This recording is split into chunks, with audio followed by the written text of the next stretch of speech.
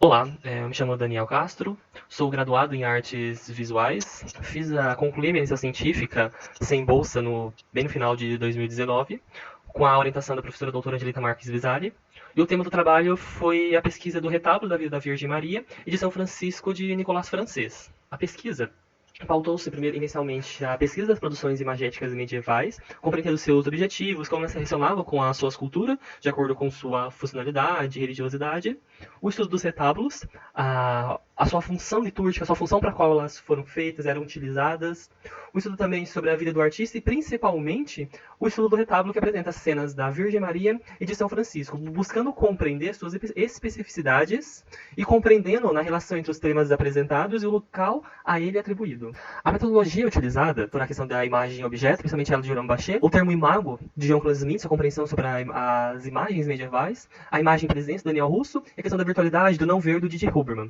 E os objetivos, portanto, para essa pesquisa foi fazer uma reflexão do retábulo em seu local, dialogando com som funcionalidade no espaço a partir do retábulo de Nicolás Francês, refletindo sobre as imagens presentes nessa imagem-objeto. Estão trazendo alguns contextos sociais, religiosos, políticos, que justificassem e ampliassem a compreensão das imagens presentes no retábulo. E este é o retábulo da vida da Virgem Maria e de São Francisco. As cenas principais, né, é um retábulo principalmente mariano. A figura central aqui com a Virgem e o Jesus no colo. À direita tem uma cena da Anunciação da Virgem, do nascimento de Jesus e da apresentação de Jesus no templo. Acima da cena principal, uma coroação, ou talvez uma assunção, que está meio apagada, não dá para ver muito bem, de Nossa Senhora, e a crucifixão. À esquerda, as cenas de São Francisco, com a sua estigmatização, embaixo a confirmação da ordem pelo Papa, e a pregação de São Francisco ao sultão. E abaixo, algumas imagens representando alguns profetas e apóstolos de Jesus. O retábulo, conforme o contato que eu tive com o Museu do Prado, e eles disponibilizaram isso, primeiramente, ele foi feito para uma igreja de franciscanos. E a gente não tem muito conhecimento sobre ele, até então ele é desconhecido. Depois ele passou a ser propriedade do Marquês de São de Delícias, que instalou o retábulo em sua propriedade no município de Val de Sandinas, perto da cidade da Banesa, na província de León. Descendentes deles, muitas gerações depois, venderam essa obra para um antiquário, que por sua vez vendeu para o Museu do Prado. E as dimensões do retábulo da Virgem Maria de São Francisco são enormes. 557 centímetros por 558, ou seja, quase 6 por 6 de altura e por largura. E no caso, seu grande porte aduz o empenho do artista em atender a demanda por algo grandioso, uma peça luxuosa que retrate o desejo da cidade da época.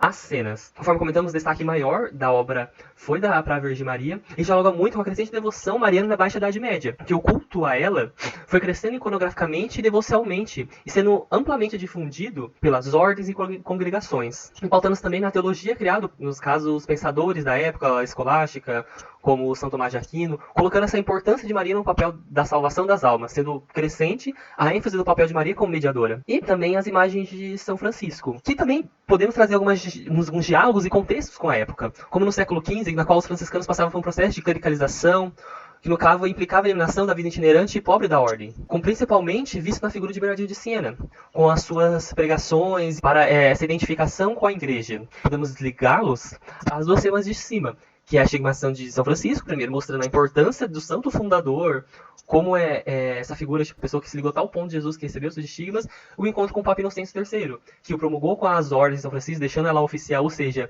a ordem se colocando a serviço do Papa. E a pregação de São Francisco do Sultão, que nessa época era incomum, ela foi mais comum no começo ali das iconografias de São Francisco, nessa época estava um pouco incomum, mas pesquisando, a gente percebe que aquela região foi invadida por mouros antigamente, no século X e XI, com igrejas, locais destruídos, e talvez tenha gerado uma herança nos cidadãos que moravam ali, que talvez justificassem esse encontro de São Francisco, de forma até um pouco grosseira com os guardas dele, meio que utilizando um pouco São Francisco, justificando meio que esse repúdio que eles tinham, né? Concluindo que os contornos e especificidades dos retábulos certamente obedecem às questões devocionais, temporais, políticas e geográficas, conforme comentamos. E que a associação do retábulo entre as imagens de Maria, Cristo e Francisco, seus principais personagens, implicou numa identificação importante com o local com o qual se apresenta. E nos estranha a subordinação da imagem de Maria às representações crísticas de Cristo, como afirma Daniel Russo. A crucificação se apresenta no topo do retábulo, dando-lhe aspecto cruciforme, e as outras cenas da vida de Cristo são aquelas que, particularmente na tradição iconográfica, se reporta a proximidade entre mãe e filho. Maria traz a salvação ao mundo, e São Francisco se identifica a este. A imagem, então, deu, portanto, consistência à liturgia. E meus agradecimentos. Muito obrigado.